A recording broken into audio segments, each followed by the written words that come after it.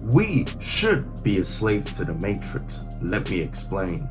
Andrew Tate often said, escape the matrix, escape the matrix. Don't be a slave, escape the matrix. Really? Escape the matrix? To where? The system that was built by certain individuals, certain elites. We need to escape it. To where? When Andrew Tate said, if we need to escape the matrix, we need to have money. We need to work hard. We don't want to be chained by the system. Yet, when we are leaving one matrix, we're only going to another matrix, because to live without matrix, to live without story, it's similar to speak with no accent or write with no font. It's impossible. We have to live in certain stories. That's why we used to have religion.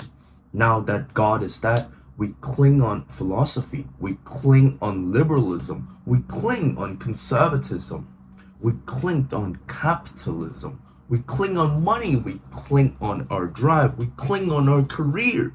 But we have certain matrix, certain goals, certain stories we tell ourselves.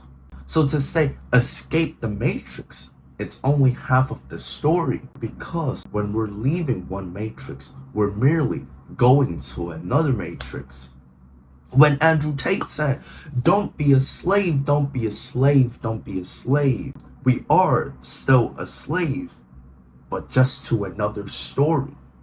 When I ask you, what is 1 + 1? The logical answer would be, of course, it's 2. But to exhibit the fact that I am not a slave, I would say, in this universe, or at least to our understanding of mathematics, it's 2.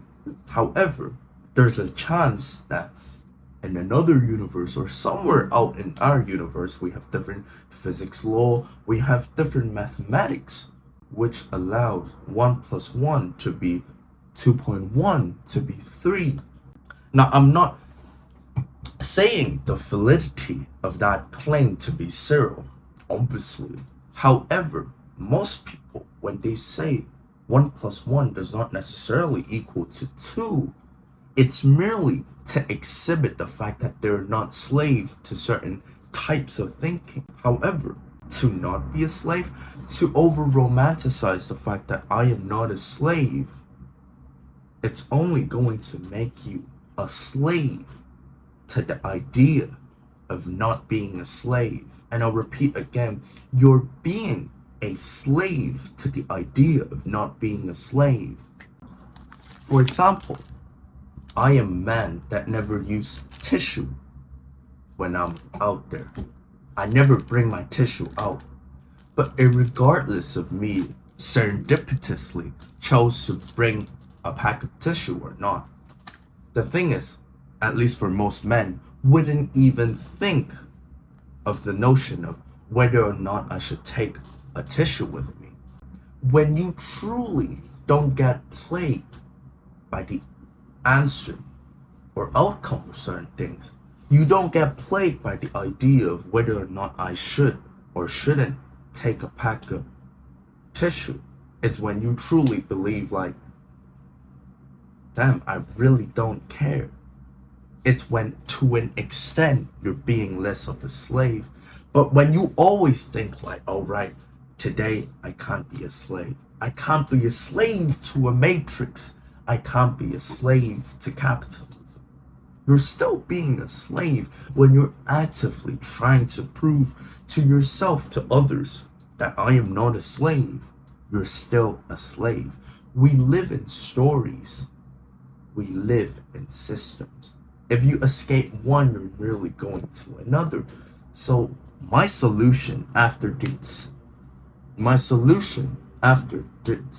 diagnose of problem is that instead of over-romanticizing the fact that I am not a slave or not trying to be a slave, it's to embrace the fact that we are slaves, at least to certain things. If you have an underlying value of reducing suffering or increasing happiness, then you're still slave to your own values.